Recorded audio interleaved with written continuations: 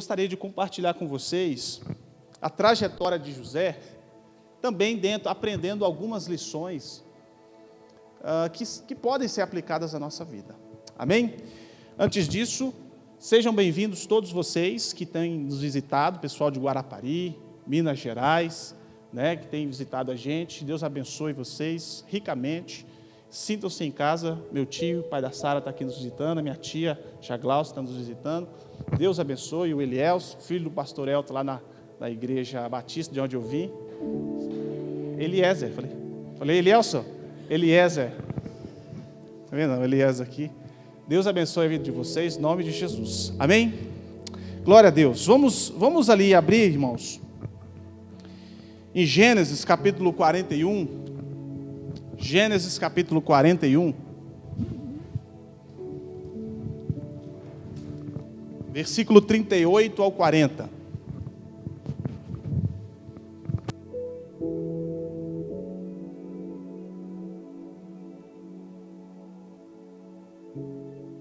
Esse calor aqui. Gênesis capítulo 41, versículo 38 ao 40. Nós vamos falar um pouquinho sobre a trajetória de José, mas eu gostaria nessa manhã dar ênfase à aplicação prática na nossa vida. O que nós podemos fazer para nós parecermos um pouco mais com José? Gênesis capítulo 41, versículo 38 ao 40.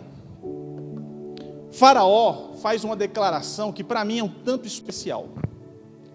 Faraó vai dizer o seguinte: e disse Faraó a seus servos: acharíamos um homem como esse, em que haja o Espírito de Deus? Acharíamos um homem como esse, em que há o Espírito de Deus? Depois disse Faraó a José: pois que Deus te fez saber tudo isso, ninguém há tão entendido e sábio como tu. Tu estarás sobre a minha casa, e por tua boca se governará todo o meu povo. Somente no trono eu serei maior do que tu. Essa talvez sabido de todos, a história de José, talvez seja uma das histórias mais fantásticas de toda a Bíblia. Não somente crentes, pessoas de igreja, de religião, conhecem a história de José, mas basicamente quase todas as pessoas conhecem a história de José de alguma forma. Tem um filme do Edir Macedo aí na Record, que fala sobre a vida de José, e tem muitas pessoas que vão vão conhecer a história de José pelo filme, não pela Bíblia. Quando você conhece a história de José pelas Escrituras, você fica tão admirado, pelo menos foi a experiência que eu tive. Talvez é uma das histórias mais fantásticas que eu tenho como, assim, uma análise prática de todas as Escrituras. Se nós olharmos, por exemplo, 50 capítulos de Gênesis, se nós pegarmos a história de José, vai corresponder basicamente 22% do livro de Gênesis. Talvez seja um dos personagens mais citados em toda a Bíblia, a história mais citada em toda a Bíblia. José foi um homem de destaque, foi um homem que se destacou não tanto somente pelo seu sucesso, pela sua gerência, mas também pela história, a trajetória que ele passou até chegar onde ele chegou. E o Ricardo explanou muito bem no domingo passado sobre a vida de José e alguns pontos da vida de José e algumas aplicações da vida de José. Mas o que eu acho mais fantástico foi a capacidade que esse homem recebeu, a capacidade interior que esse homem tinha de suportar o que ele suportou e chegar aonde chegou. Muitas pessoas, e isso é normal para o ser humano, ao ver pessoas de sucesso, ao ver trabalhos bem feitos, bem executados, pessoas que conquistaram algumas coisas na vida, é normal o ser humano que está abaixo dessas pessoas, ao olhar para o sucesso alheio, dizer assim: poxa, esse homem é sortudo, esse homem só está nessa posição, esse homem só está tendo o que tem por causa de algumas prerrogativas que ele tinha. Provavelmente esse homem nasceu rico, numa casa boa. Ou olha para outras pessoas que têm algumas outras prerrogativas que talvez você não tenha, que eu não tenho, e nós olhamos para essas pessoas e dizemos, poxa vida, esse cara tem o que eu não tenho, por que eu não tenho o que ele tem? Mas ninguém conhece, ou nós talvez não conhecemos, a totalidade da trajetória dessas pessoas de sucesso. Quando nós olhamos, por exemplo, aqui em Farroupilha, cidade vizinha, cidade de Farroupilha, tem uma empresa gigante, talvez seja mundialmente conhecida, a Tramontina. E quando você passa por Farroupilha, você vê aquela extensão de empresa, e você pensa assim, poxa, como que essa empresa começou? Começou com um homem de bicicleta indo comprar objetos de ferramenta em outra cidade, para ele mesmo. Quando chegava na cidade dele, as pessoas queriam comprar aquilo que ele tinha comprado, então ele foi começando assim. Quando você olha para Randon, você olha aquela empresa mundialmente conhecida. Mas quando você olha a trajetória desse homem, para ele chegar onde ele chegou, não foi pouca coisa, não foi no estalar de dedos. A trajetória vai identificar a nossa história, irmãos. A trajetória vai identificar a nossa história. Talvez a gente quer assim, ser sucesso da noite para o dia. Gente, não, esquece isso. Esquece de jogar na loteria, quem joga aí. Estou brincando. Esquece. Porque para ser um sucesso precisa ter uma trajetória, precisa ter uma história. Precisa ter uma história.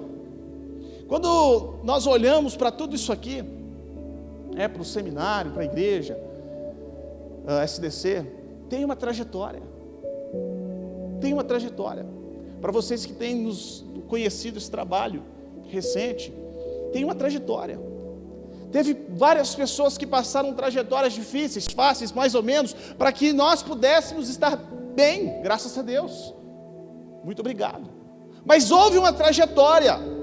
E essa manhã eu gostaria de narrar para vocês essa trajetória que durou cerca de 17 anos. Para que José saísse do anonimato e resplandecesse como um luzeiro do mundo, como um astro do mundo, como vice-governador do Egito, a maior potência mundial da época. O homem que saiu do nada e se tornou, abaixo de Faraó, o maior e mais poderoso homem da terra, José do Egito. O que esse homem tinha de tão especial, irmãos, que o seu pai, pelo menos, o amava acima de todos os outros irmãos? Nós vamos perceber, quando nós lemos lá em Gênesis, vamos ler comigo aqui, em Gênesis, capítulo 37,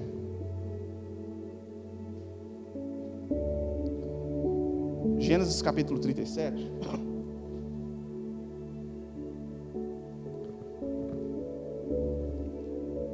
versículo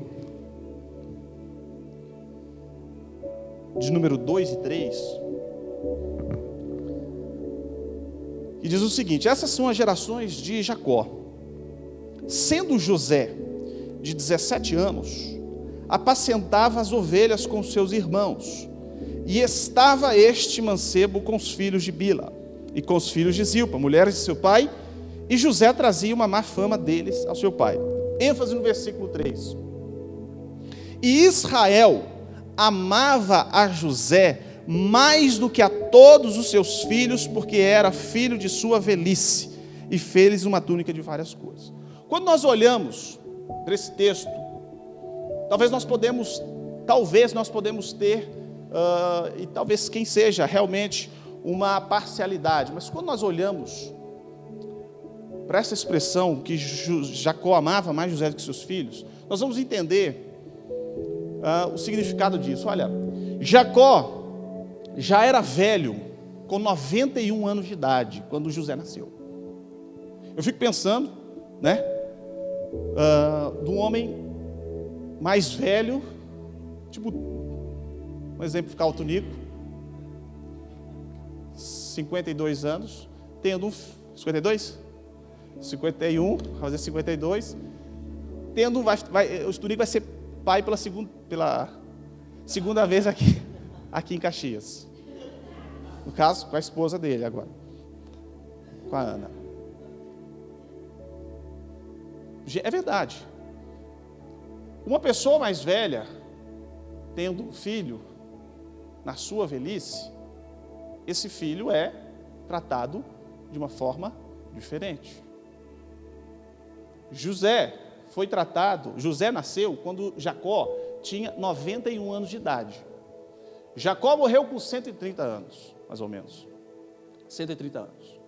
Então, se nós formos olhar para os dias de hoje, se nós fôssemos contextualizar a quantidade de dias da nossa existência sobre essa terra, no máximo 90 anos. Então, se fosse colocar nos dias de hoje, esse homem, Jacó, teria esse José com mais ou menos 50, 55 anos. Então, eu só estou trazendo aqui a figura do Tonico, porque o Tonico tem 50 anos e vai ser um pai. José nasceu quando Jacó tinha 91 anos de idade, e por isso ele o amava mais do que a todos os seus outros filhos. O versículo deixa bem claro que Jacó o amava mais do que a todos os outros, porque era filho da velhice. Segundo ponto, quando José nasceu, Jacó ainda trabalhava para Labão, seu sogro, aquela história toda que nós já conhecemos, aquele tempo de sofrimento que ele ficou com Labão durante 20 anos. E quando Raquel teve José, imediatamente Jacó disse para sua esposa: nós vamos embora daqui. Isso está escrito lá em 30, 23 de Gênesis. Então, José foi um pontapé para que ele e a sua família, Jacó e a sua família, pudessem sair de Padã-Arã, naquela servidão que ele estava servindo o seu sogro Labão. Terceiro ponto, José foi o primeiro filho de Raquel, a mulher a quem Jacó mais amava dentre Lia e suas duas concubinas. José era primogênito da esposa mais querida que Jacó tinha. Quarto ponto, Raquel teve José depois de anos de esterilidade. Sara foi estéril, Rebeca foi estéril e Raquel foi estéril. Então, todas as três matriarcas de Israel foram estéreis e foram milagres e provisão de Deus. Isaac orou 19 anos para que Rebeca pudesse ter os seus filhos, e teve. Raquel também estéril, Deus proveu um milagre. Deus fez que a estéril fosse mãe de filhos. Glória a Deus por isso. Raquel teve José depois de anos de esterilidade. E o último ponto, José já adolescente. José não participava da transgressão dos seus irmãos, mas levava as más notícias a respeito deles ao seu pai. Irmãos, isso aqui não é prerrogativa, não é privilégio que fez que José se tornasse um sucesso. Você nascer num berço de ouro, você nascer em um berço, forrado de ouro, não é certeza de sucesso. Não é. José nasceu mediante tudo isso, mas não foi isso que o condicionou a ser um sucesso. Eu posso ter nascido no berço evangélico, ou não, mas isso não me condiciona para eu ser um sucesso no futuro. Somente isso não me condiciona para eu ser um sucesso no futuro. Nós vamos olhar pela vida de José, que Deus na vida de José, o mesmo Deus de Abraão, de Isaac e de seu pai Jacó, era o Deus de José. E o escritor de Gênesis interrompe uma sequência até chegar ao capítulo 36, chegando no capítulo 37, para começar a narrar sobre a vida de José, e isso dura até o capítulo 48. 22% do livro de Gênesis fala sobre esse homem. Esse homem é fantástico. Nós temos que aprender algumas lições com esse homem. Nós temos que entender a vida de José, não somente como um sucesso financeiro e um bom gestor, mas nós temos que entender o que fez esse homem ser um sucesso. Não foi a capacidade de gerir, não foi a capacidade de gerência, não foi a capacidade intelectual, não foi, porque nós vamos ver que ele começa de baixo. Ele já era o filho mais novo. A Bíblia diz que os seus irmãos o rejeitavam, a Bíblia diz que os seus irmãos começavam a falar de uma forma arrogante com ele. Abaixo de José, o seu irmão era bem mais novo do que ele. Então você crescer num ambiente hostil, aonde o seu pai o amava mais do que os outros irmãos, e esse menino, como o Ricardo disse, né? Como diz aqui a Bíblia, Gênesis 37, não participando das transgressões dos filhos das concubinas de Jacó, fizeram de José um alvo perfeito, como sacrifício. Mas eu quero dizer para você, irmãos, que Deus não depende das condições humanas. Deus faz existir do nada. Deus traz à existência coisas que não existem. Deus traz soluções de onde os problemas parecem ser insolúveis, mas Deus traz solução. Deus traz solução. Deus fez sair água da pederneira. A Bíblia diz que eu te sustentei com o maná que teus pais não conheciam, para te dar a entender que não só de pão viverá o homem, mas de toda palavra que procede da boca do Senhor, é essa que viverá o homem, é dessa maneira que o homem será sucesso. Não estou falando de sucesso somente nessa terra, não. Para mim, a definição de sucesso é você ser a pessoa que Deus quer que você seja.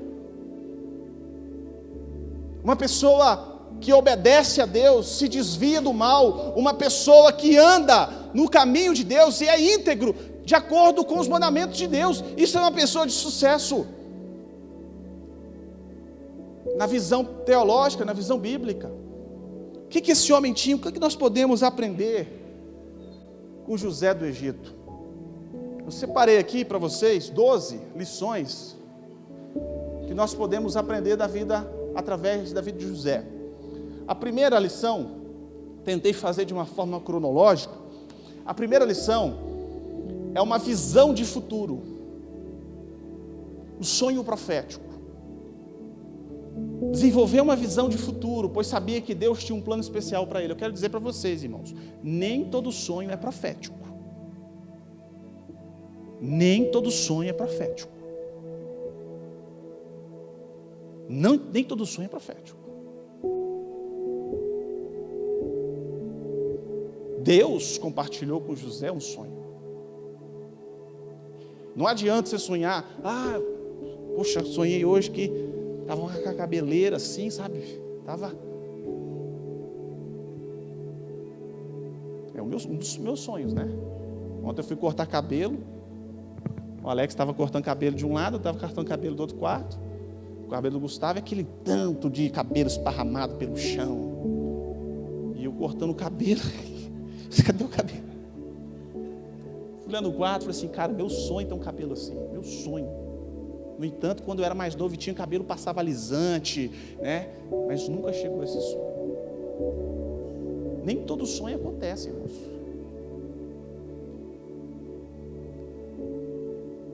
Nem todo sonho é profético. Talvez você teve um sonho, poxa, eu tive um sonho com tal coisa, Deus falou comigo, nem todo sonho é profético. Eu tive um sonho com uma casa na praia, assim, cara, nem todo sonho é profético. José teve um sonho, a Bíblia diz. José desenvolveu uma visão de futuro. Eu quero trazer uma aplicação para nós. Talvez você não tenha uma visão de futuro para a sua vida. Talvez você nem saiba aonde você quer ir, aonde você quer chegar, o que você quer fazer.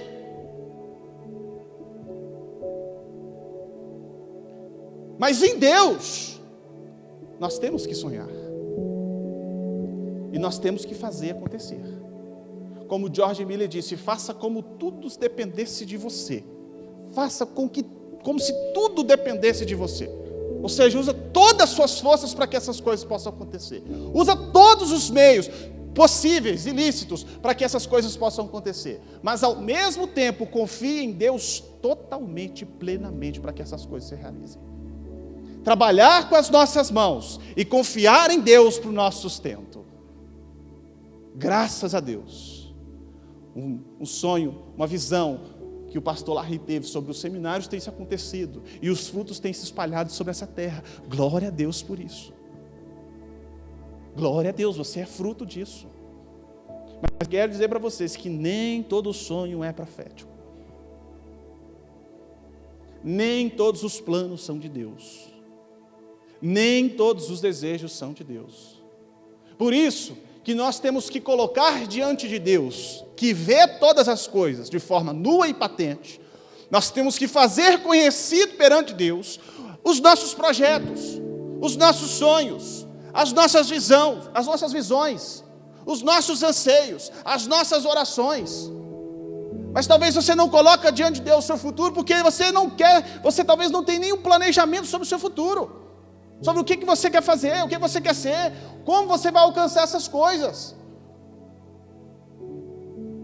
Você talvez não pensa no futuro, no sentido que, poxa, eu vou tomar tal decisão, mas você não mede as consequências. Certas decisões que nós tomamos vai modificar o nosso futuro, vai formatar o nosso futuro. E se nós não prestarmos atenção nas decisões que nós estamos tomando, nós podemos ir para um caminho que nós não queremos, sentimentalmente falando. Por causa desse sonho, quando José verbaliza o sonho que ele teve, tem muita gente que tem medo do diabo saber os nossos sonhos, né? Que a gente pensa, será que o diabo está sabendo o que eu estou pensando? Quantas pessoas já pararam e me perguntaram, João, será que o diabo sabe o que eu estou pensando? Mas quando José verbaliza, ele externa o sonho, verbalizando para os seus irmãos, para o seu pai, aquilo ali gerou um conflito familiar. Conflito familiar. Eu não gosto muito de frases de efeito, mas eu não sei até onde essa frase é verdade que eu já ouvi. Não conte o seu sonho para quem não sabe sonhar. Nem todo mundo pode ouvir os seus projetos. Nem todo mundo pode ouvir certas coisas. Eu contar o meu projeto para quem não sabe sonhar. Você já teve essas experiências disso que eu estou falando? Quantas vezes você já teve essa experiência? Muitas vezes. Muitas vezes. Quantas vezes eu já tive essa experiência? Muitas vezes. Mas aí que está o segundo ponto, que prova um homem de valor, a resiliência. Por causa de José verbalizar o sonho que ele teve, foi Deus que deu o sonho para José, e ele verbalizou. Não estou dizendo que ele não poderia verbalizar, que foi um pecado, foi um erro ele verbalizar, não é isso, eu só estou aplicando para nós. Quero trazer essa aplicação para nós. Por causa desse sonho que ele contou, houve consequências, houve retaliação, houve uma série de coisas para José. Houve uma série de coisas na vida de José, que a partir disso, o próprio pai estranhou, disse assim, como assim, eu vou me ajoelhar diante de você? Gente, talvez muitas coisas que Deus compartilhar com vocês, muita gente não vai entender. Talvez muita gente não vai entender, no momento. Depois eles entenderam. Certas decisões que os nossos pastores tomam, talvez nós não vamos entender, mas lá no futuro nós vamos dizer, poxa, graças a Deus que fulano de tal, meu pastor tomou essa decisão, porque hoje eu posso colher as bênçãos e as benesses que ele plantou lá atrás, graças a Deus por isso. Nós vamos ver lá em Gênesis 45, quando José disse, olha, fique tranquilo, não precisa ficar com medo não, porque foi Deus que me trouxe para esse lugar, e transformou o mal em bem. Muitas decisões que nós vamos tomar, muitas pessoas não vão entender. Por que esse rapaz está tomando essa decisão assim? Talvez Deus compartilhou com ele exatamente o que ele devia fazer. Isso trouxe retaliação. E José começou a ser humilhado pelos seus irmãos. José começou a sofrer uma retaliação diante dos seus irmãos. E seu pai guardou tudo no coração, porque ele era um homem maduro. Ele era um homem vivido, ele era um homem experiente. Ele era um sábio. Ele interrogou José, mas não repreendeu José no sentido de ignorar o que José tinha falado, porque ele era um homem que ouviu a voz de Deus. Da mesma maneira, Eli, quando Samuel por 3 vezes gritou, Eli, Eli, Eli, lama sabachthani. Da mesma maneira como Samuel falou, Eli, Eli, na 3ª vez, Eli, já tinha ouvido a voz de Deus, maduro. Samuel, quando for assim, você faz isso. Pessoas maduras vão entender o nosso problema, vão entender os nossos planos. Muitas vezes nós queremos compartilhar para os irmãos José. Verdade. Eu quero compartilhar um projeto para os irmãos de José. Quem são os irmãos de José? Gente, não é todo mundo que pode ouvir essas coisas, porque eles não vão entender. Eles não vão entender. Os irmãos de José não vão entender. Jacó guardou. Opa, tem alguma coisa aí. E apesar de José sofrer retaliação dos seus irmãos, ser menosprezado ainda mais pelos seus irmãos, e no futuro próximo de Gênesis 37, ser vendido como escravo para aqueles homens, e parar no Egito sendo leiloado por um oficial militar de Faraó Potifar, ele teve que ter um atributo que eu acho fantástico nas pessoas: resiliência. Essa capacidade de superação. A fé faz romper barreiras. A fé faz romper barreiras. Eu tenho certeza, porque eu já vivi isso, e não é porque é uma coisa pragmática, não é uma coisa que dá certo, é uma coisa que é certo. Viver pela fé, de fé em fé. Essa é a vitória que vence o mundo, é a fé. Como disse Charles Wesley, fé, poderosa fé, que na promessa crê e para Deus somente olha, o impossível ignora, confessando a todos o que ainda não vê. Fé, poderosa fé, que na promessa crê e para Deus somente olha, o impossível ignora, confessando a todos o que ainda não vê. É fé. Isso aqui é melhor do que um filme de aventura, de suspense, de terror. Isso aqui é uma miscelânea de categorias de filme que tem de Gênesis 37 a Gênesis 45. Terror em ver os irmãos de José querer esquartejar o rapaz. Mas eram homens malignos, que quando você vai ver lá em Siquém, eram homens que, para defender a sua irmã do estupro que teve, fez com que os homens daquela cidade se circuncidassem, e ao 3º dia, quando estavam com muita dor, foram lá e mataram todo mundo. Então o que é o esquartejamento de um irmão que nós odiamos? Não é nada, não é nada, não é nada. E o que aconteceu com José? Resiliência. José foi vendido como escravo para o Egito, foi acusado injustamente de adultério, foi esquecido na prisão, suportou 7 anos de escassez, encarou o retorno dos seus irmãos desleais. Isso é capacidade de superação. E no final, quando ele estava com 30 anos, 17 anos se passaram.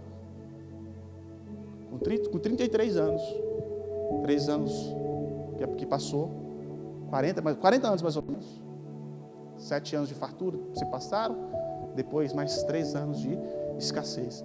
Com 40 anos, quando os irmãos retornaram para o Egito, você percebe a maturidade desse homem. O que deu? Como que foi essa trajetória em que ele aprendeu de Deus, que Deus fez do mal coisas boas, que Deus fez todas as coisas cooperar para o bem daqueles que amam a Ele.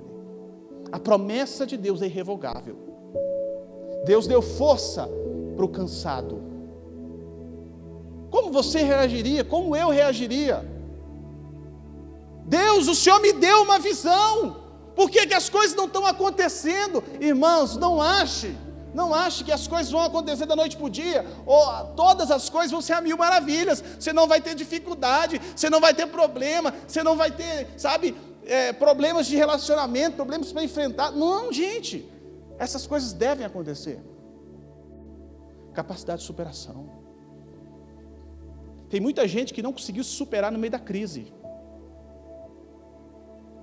Tem muita gente no Brasil que não conseguiu se recuperar. Entrou no estado de pobreza. Muitas empresas fechando. Mais de 1 milhão de CNPJs fechados. Quantos homens não conseguiram se superar? Não conseguiram recuperar? Quantas pessoas não conseguiram, não tiveram essa capacidade de recuperação por determinados fatores? Mas isso, irmãos, trazendo de uma forma prática para nós podemos passar por todas as humilhações, sacrifícios, desafios, mas nós vamos criando essa casca, essa capacidade de resiliência, de superar a cada novo desafio que nós encontramos. Isso vai nos tornando fortes, isso vai nos tornando pessoas maduras. Aí você percebe como um homem tão novo pode ser tão maduro. Como José, o Ricardo abordou sobre maturidade no domingo passado, faz esse pensamento. Como José, um homem tão novo, foi capaz de administrar, de gerir algo tão grandioso. Foi através daquilo que ele passou. E se nós rejeitarmos as pequenas coisas que vai trabalhar no nosso caráter, quando nós chegarmos, se nós chegarmos lá em cima, lá na frente, nós não vamos ter essa capacidade que foi construída a partir de experiências. E a pessoa que rejeita essas experiências de uma forma voluntária, dizendo, eu não quero passar por esses sofrimentos, isso não é masoquismo. Isso é quando você entende que Deus quer trabalhar na sua vida. Aconteceu certa feita na minha vida, eu estava no meu 2º ano, que assim, talvez foi a maior humilhação que eu já tive. Mas naquele momento, eu poderia muito bem fazer o contrário do que eu fiz. Mas naquele momento eu entendi exatamente que Deus queria me humilhar. Me humilhar, me humilhar, me humilhar. Não entendi o motivo, mas sabia que Deus queria me humilhar mesmo. E eu decidi no meu coração exatamente isso, irmãos. Eu falei assim, eu entendi que Deus queria me humilhar. Eu entendia que Deus queria trabalhar no meu caráter naquele momento, daquela forma, daquele jeito, naquele exato tempo. E eu voluntariamente decidi me submeter a essa vontade de Deus que é boa, perfeita e agradável aos seus filhos. Mas é um paradoxo, porque como nós vamos ser felizes no sofrimento? Como nós vamos receber o bom, perfeito e agradável de Deus vivendo na tormenta, na dificuldade, na provação? É um paradoxo que só quem tem o Espírito de Deus entende. E eu confesso para os irmãos que não foi fácil, foi muito humilhante. Eu nunca passei por aquilo na minha vida. Certa vez um pastor, antes de eu vir para o seminário, ele disse o seguinte: eu quero ver você lavar banheiro. Eu digo que foi infinitamente mais humilhante do que lavar banheiro. Infinitamente mais. Mas eu entendi, e quando eu saí disso, rapaz, é como se tem aquela expressão em Mateus 4, os anjos vieram me servir, porque foi abundância atrás de abundância. Eu estava compartilhando com os irmãos uma reunião segunda-feira, uma reunião segunda-feira, graças a Deus, eu nunca vivi com tanta abundância e fartura do que esses 3 últimos anos. Nunca, eu nem sei como que essas coisas acontecem. A provisão disso, porque eu oro, mas eu nunca experimentei, e eu nem imaginava. Eu falei assim, Senhor,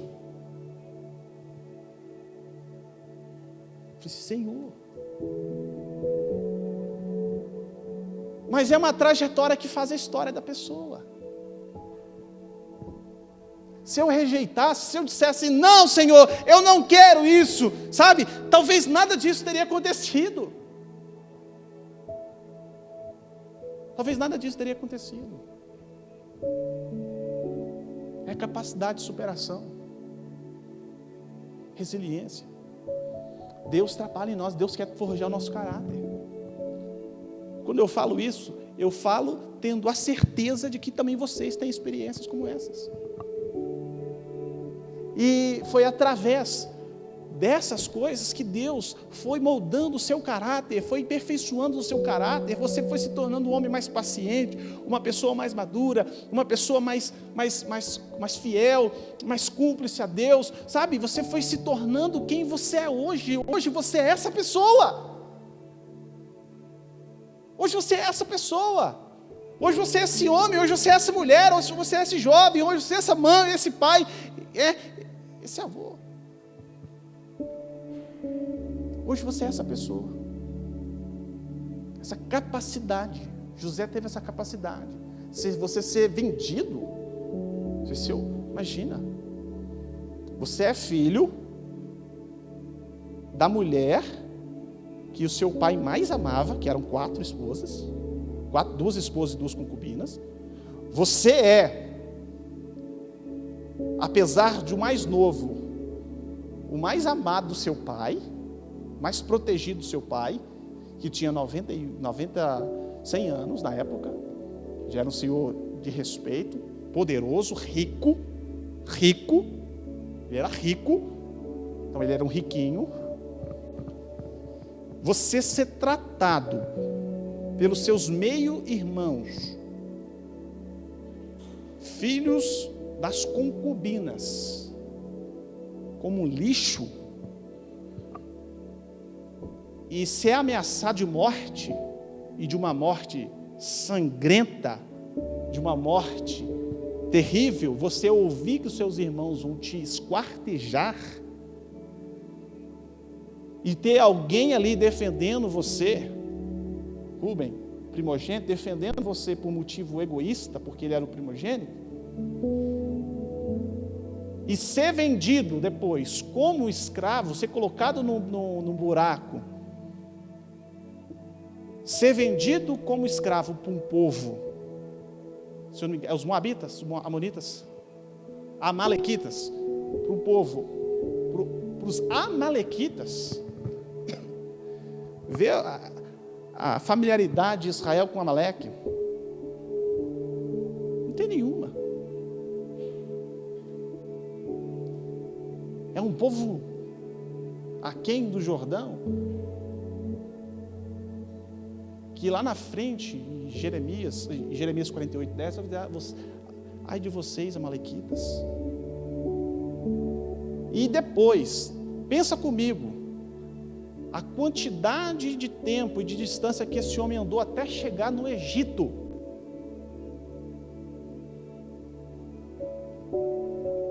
E depois, ser leiloado e ser colocado diante, como um serviçal, diante da casa de Potifar.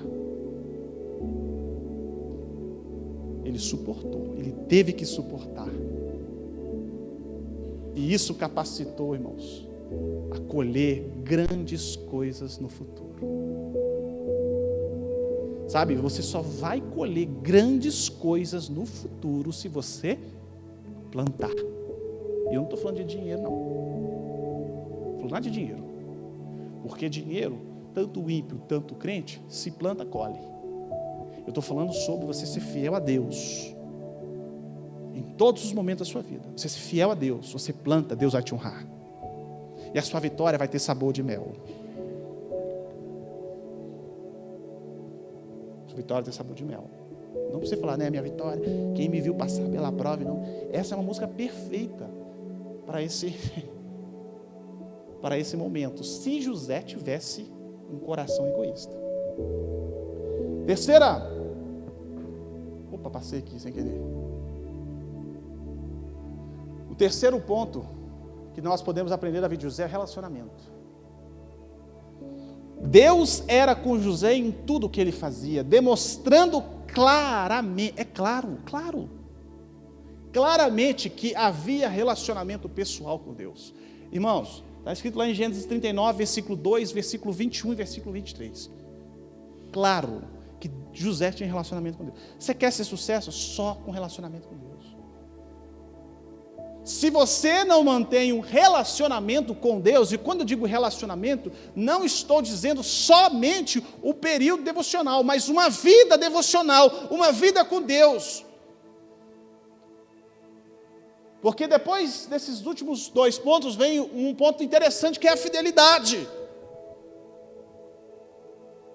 Um homem fiel a Deus, um homem temente a Deus, que a Bíblia diz, quando ele faz aquela afirmação, aquela pergunta retórica para a esposa de Potifar: como eu vou pecar diante do meu Deus? Irmãos, se nós pegarmos só essa pergunta retórica de José, nós vamos entender o quão vale a pena, o quão valioso é os pais ensinarem os seus filhos desde criança sobre Deus. Porque é a palavra de Deus que vai preservar o nosso coração puro. Salmo 119: guardei a tua palavra no meu coração para eu não pecar contra ti. Quantas vezes eu já fui, eu tive livramento de tentações, porque eu guardei a palavra de Deus no meu coração. Eu falei assim: Senhor, obrigado por essa palavra. É um relacionamento com Deus, irmãos. Para nós termos um sucesso, não é simplesmente nós termos uma lista de network, com pessoas de vários lugares, de vários segmentos e etc, que nós vamos ser um sucesso. Não, se eu tiver um sucesso profundo com Deus, um relacionamento profundo com Deus, eu vou ser uma pessoa de sucesso. Não é o tanto que eu me capacito, isso faz parte, mas isso é uma parcela pequena diante da imensidão que Deus tem para derramar sobre as nossas vidas. No entanto, a maioria dos homens que Deus usou eram pessoas que não tinham tantas capacidades assim.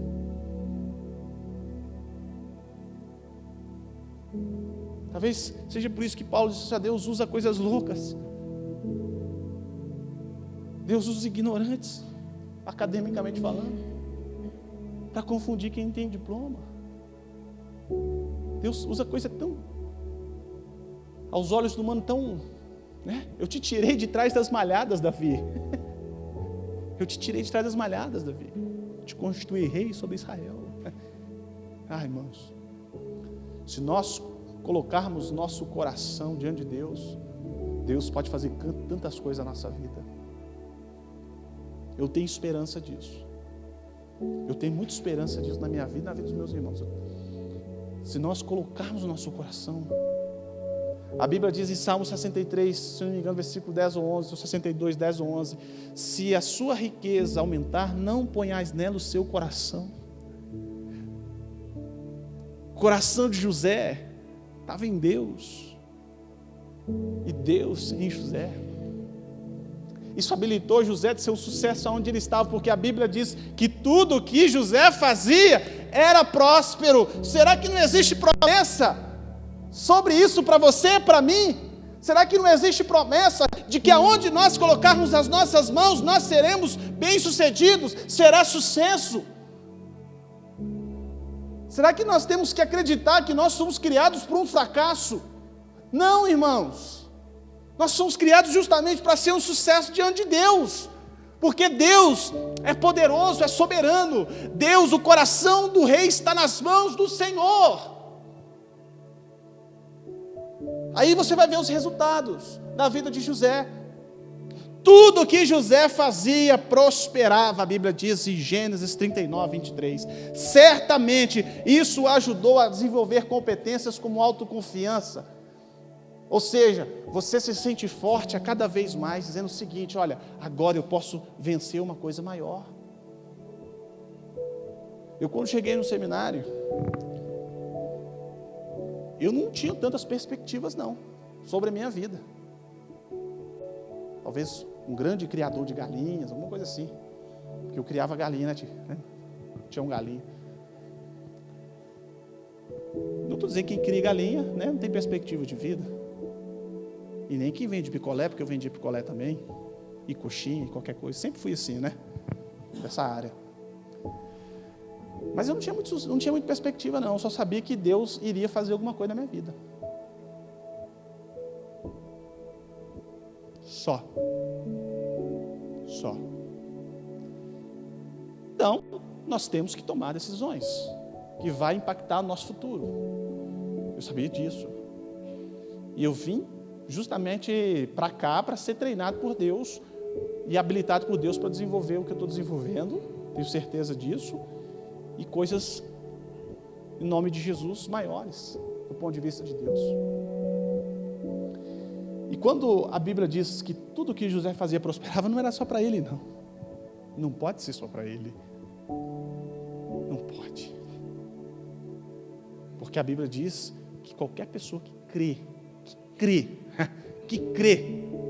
tudo que ela fizer vai ser próspero. Tudo que ela fizer vai ser próspero. Teve certa feita que um rapaz disse o seguinte: poxa, se a Bíblia diz que eu comerei o melhor dessa terra, por que eu não estou comendo o melhor dessa terra aqui? Eu falei assim: meu filho, se você classifica melhor dessa terra como isso que você gosta, você está enganado. Para você comer o melhor dessa terra, é uma promessa, ela é condicionada, e as promessas são condicionadas. E certa feita, estava servindo, era uma época em que o sonho de José, né, as vacas magras, aqui no seminário, e estava, na época, a Naná estava servindo, né, no almoço para nós, e nesse dia, um rapaz, amanheceu o dia, o rapaz disse assim, leu o provérbio e disse assim: hoje nada vai me abalar, nada vai me abalar, ninguém me segura hoje. Beleza, foi passando o dia, chegou na hora do almoço, estava servindo na época, como é que chama aquele negócio de galinha? Era sambiquira, né? Chama, sambiquira, na época. E o cara disse assim: eu não vou comer isso não, eu não sou cachorro. Nada vai me abalar. Nada vai me abalar. Nada vai me abalar. Eu não vou comer isso não, eu sou cachorro. Eu sou cachorro para comer isso. E eu atrás assim, opa, tomara que me dá para me sair, né? Tomara, porque na época eu comia para caramba, né? Tomara que me dá isso aí. Eu não sei exatamente se foi esse dia, mas no final do dia ele acabou brigando com alguém, defendendo alguém, tomou um soco no olho de alguém e foi embora. Os dois alunos que brigaram foram embora. Mas nada vai me abalar. Nada vai te abalar se você estiver com o seu coração firmado em Deus, na rocha. Aí, como eu disse, você vai: tudo posso naquele que tem me fortalecido. Porque eu aprendi a passar por qualquer sofrimento. Paulo vai dizer no capítulo 4, eu aprendi, é uma questão pedagógica, didática, eu aprendi a estar satisfeito em toda e qualquer situação. Que toda e qualquer situação é essa que Paulo está falando? Na fome, na escassez, na abundância, na fartura, nas dificuldades, na chicotada nas costas, no apedrejamento, sabe, em humilhações. Eu aprendi, é uma questão pedagógica. Não é porque você se converteu que você agora é o super-homem, a super-mulher, e você agora já está satisfeita com tudo. Você tem que aprender, e só se aprende na pedagogia de Deus, passando pelaquilo que Ele quer que nós passemos. E hoje nós podemos dizer: poxa, graças a Deus, fulano de tal está firme até hoje, né? Fulano de tal é um homem de Deus, uma mulher de Deus. Olha, que bênção essa vida, que bênção desse casamento. Ah, que glória. Aprendeu. Mas a Bíblia também diz em 1 Coríntios capítulo 4, que nós somos mordomos e dispenseiros dos mistérios de Deus. Importa é que os homens nos considerem fiéis. Esse é outro ponto na vida de José: fidelidade. Irmãos, não é só fidelidade com Deus. Se nós olharmos a trajetória de José, José foi fiel com seu pai, Gênesis 37, 2 e 3. Foi fiel. José também foi fiel com Potifar. É onde nós vamos ler esse texto, em Gênesis, capítulo 39, versículo 9. Que agora é um outro patamar que José está vivendo. José já era um homem rico. José não era da plebe, não era populacho. José era rico. Foi ser escravo. Escravo. João, mas eu vim para o seminário, eu era isso, agora você está me colocando para limpar banheiro? 1000 favores, né? Me coloca para trabalhar com o Ricardo. Eu falei, você vai ver então. Mas eu era habilitado, eu sou isso, eu sou aquilo. Não, eu tenho que trabalhar de uma outra forma.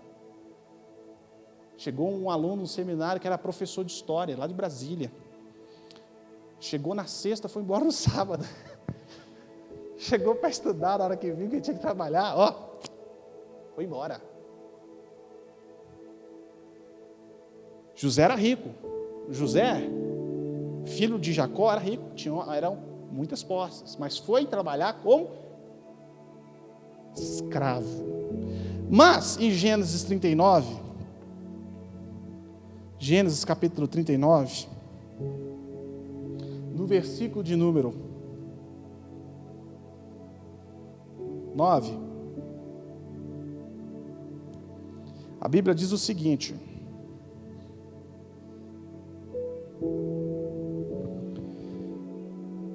versículo 5, melhor dizendo. E aconteceu que desde que o pusera sobre a sua casa, desde que Potifar colocou José como responsável por tudo que tinha, olha só, tudo que tinha,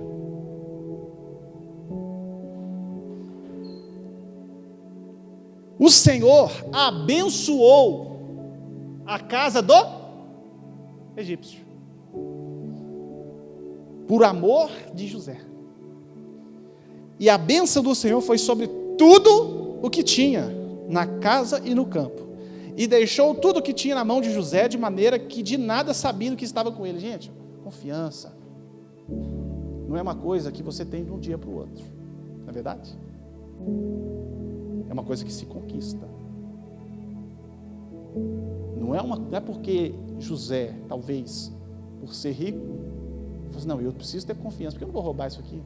Mas José estava no estado em que ele precisava de ajuda. Caiu na graça de Potifar. E a Bíblia diz que Deus era com ele. Deus era com ele. E Potifar foi abençoado. E ele era responsável por tudo que tinha na casa de Potifar. Gente, não é fácil você arrumar alguém assim. Não é fácil. Você arrumar alguém que você vai entregar a chave de tudo que você tem. Assim, agora é contigo. Não é fácil. Nas grandes empresas, se procuram pessoas que sejam capazes de serem responsáveis, compromissadas e leais. E isso é com tempo. Não é através de um formulário ou através de uma... Para entrar no serviço, como é que chama? Currículo. É porque eu nunca trabalhei. Estou brincando. Não é através de um currículo ou de um formulário, não, gente. Não é mesmo. Não é. Ao chegar no outro seminário, mandando meu currículo lá, João Carlos, tenho 29 anos, sou formado em pedagogia, fiz isso, fiz aquilo, fiz 3 anos de teologia, etc. Não. Confiança não é através de diploma, não é de currículo.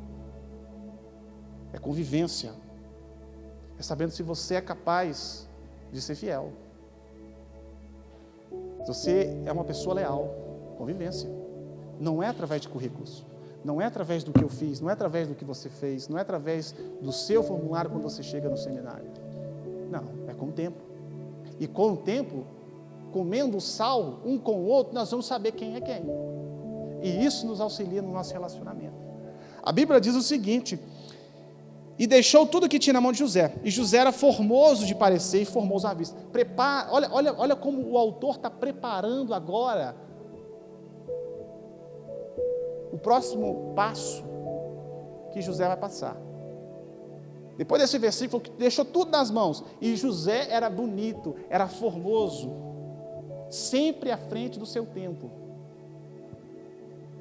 Tem um amigo meu que tem no status do WhatsApp assim: bonitão de tal lugar. Sempre, um homem sempre à frente do seu tempo. José é esse homem. Né? José era esse homem, bonito. Observa aqui, o autor começa a escrever uma coisa que não tem nada a ver com o que ele está falando antes, só para preparar essa tentação que ele teve, que foi um marco na vida de José, foi um divisor de águas, foi uma bifurcação que ele passou aqui. E assim, ações nós podemos planejar, existem ações planejadas, reações não. Você não planeja uma reação. Aí eu vou agir, vou reagir. Não, você não planeja. Porque você não sabe como vai acontecer no desmembrar das ações. Então a reação você não prepara. Eu vou reagir assim, assim, assim. José, ele reagiu e nós vamos ver como José reagiu. A Bíblia diz que José era formoso de parecer e formoso à vista. Um príncipe encantado. Versículo 7. E aconteceu, depois dessas coisas, que a mulher do seu senhor pôs os seus olhos em José. Meu filho.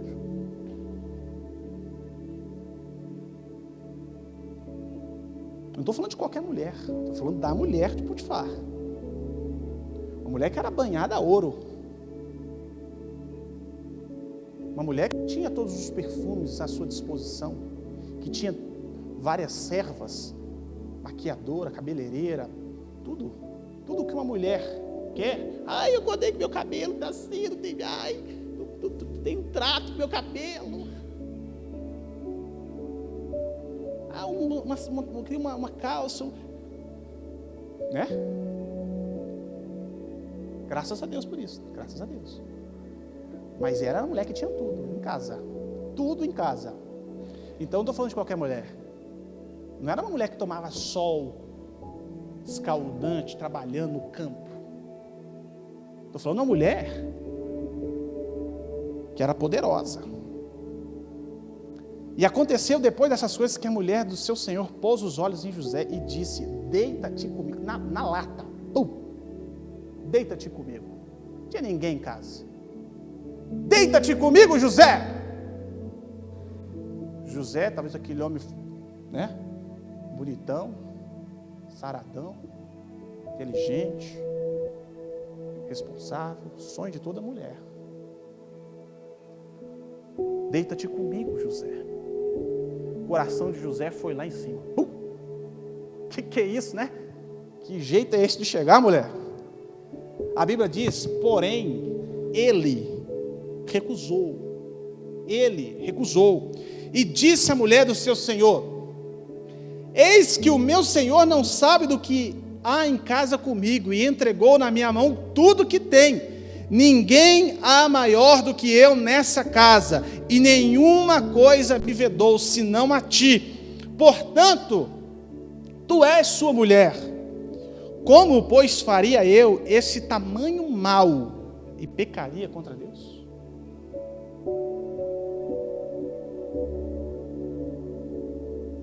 Talvez hoje sua mulher chegar para você na cara dura e dizer o seguinte: deita-te comigo, faz sexo comigo.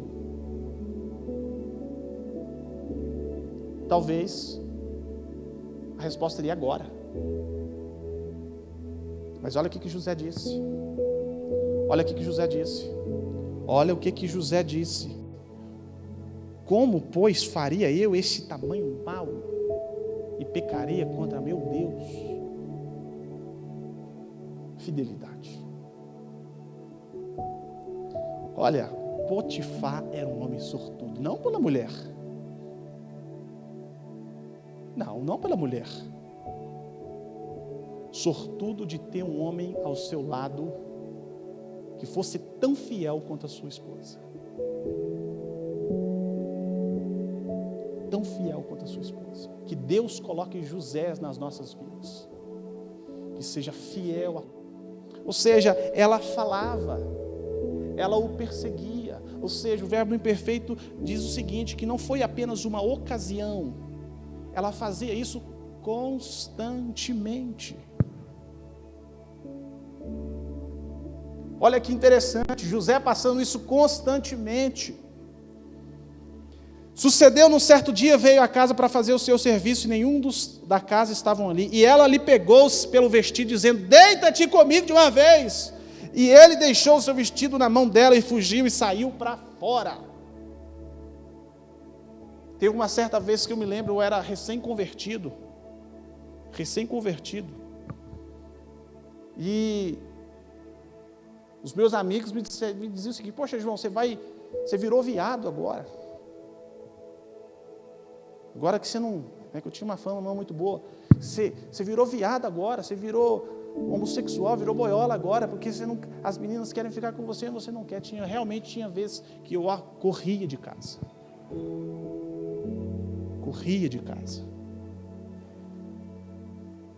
Corria, literalmente. Chegava, entrar pela porta da sala, eu saía pela outra porta e corria. Saía até ela ir embora. Literalmente. São essas coisas que são divisores de água na nossa vida. Se nós escolhermos o bem, nós vamos escolher vida. Eis que te proponho a vida e a morte, a bênção e a maldição. Escolhe, pois, a vida, para que vivas tu e a tua descendência. As suas escolhas vão afetar outra descendência.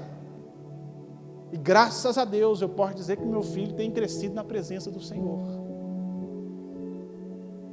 Realmente, escolhi a vida, vivi, e a minha descendência está vivendo. A promessa de Deus, irmãos, ela é atemporal, ela não está condicionada somente ao tempo, ela é atemporal. Ela era, é e ela será. Ela será aplicada na nossa vida quando nós colocarmos o nosso coração em Deus, sermos fiéis a Deus, sermos fiéis às pessoas que nós nos submetemos, escolhemos nos submeter. Ser fiel, o marido ser fiel à esposa, a esposa ser fiel ao marido. Nós sermos fiéis ao pastor que nos pastoreia. Nós sermos fiéis ao nosso patrão, para quem trabalha como empregado. Nós sermos fiéis. Isso é uma característica indispensável. Eu tenho certeza, se for colocar diante de você quem você quer, uma pessoa fiel ou uma pessoa altamente gabaritada, você vai escolher quem? Para estar ao seu lado. Uma pessoa fiel, não é uma pessoa gabaritada. Uma pessoa fiel. E também precisa passar pela prova para ser e entender, ser que a fidelidade é um princípio super importante para as nossas vidas.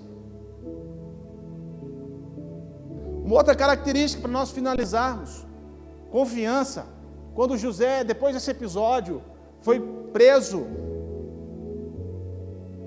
e a Bíblia diz, em Gênesis 39, 22, que José obteve a confiança até do carcereiro para liderar onde estava, independente das circunstâncias, ele começou a agir. Quantas vezes nós esperamos a condição ideal para semear, irmãos? Quantas vezes nós esperamos tudo perfeito para ser. Se nós esperássemos condição financeira ou qualquer outra coisa para nós começarmos o seminário, eu tenho certeza que nunca começaria. Talvez você vai achar assim, não, eu só vou fazer uma coisa bem feita quando tiver tudo já à minha disposição. Irmãos, comece e não rejeite os pequenos começos, os humildes começos. Isso aconteceu na vida de José, ele na cadeia, ele não cometeu crime, foi injustiçado pelos homens, mas a justiça de Deus é eterna. A justiça de Deus é eterna, e Deus é o justo juiz, e abençoou a vida de José. E a Bíblia diz que o carcereiro confiou a José todos os presos, e ele fazia tudo o que devia fazer, ele prestava conta.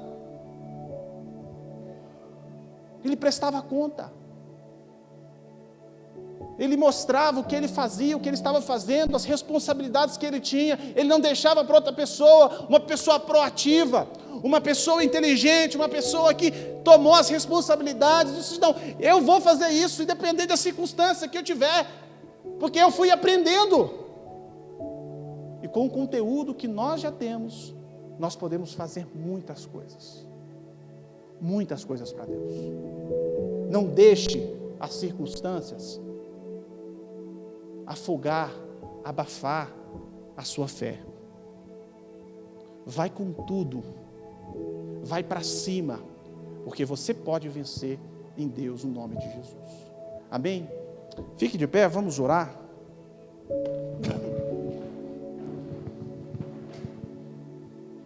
Vamos orar, irmãos, para nós encerrarmos e que vocês tenham um excelente domingo, no nome de Jesus. Amém? Senhor nosso Deus e Pai, te agradecemos. Deus, te agradecemos pela vida desse homem, que é um testemunho para nós hoje de como nós devemos viver, Senhor. Que a Tua palavra, que é viva e eficaz, possa encontrar guarida em cada coração e que o Senhor venha nos guardar debaixo do Seu paternal poder, Senhor. Deus, que a semente foi lançada, Senhor, possa frutificar no nome de Jesus. E que esse fruto, Deus, possa ser um fruto permanente. E que Teu Espírito Santo esteja sobre essa igreja, sobre essas pessoas, no nome de Jesus. Amém. Shalom para todos, Deus abençoe. Excelente.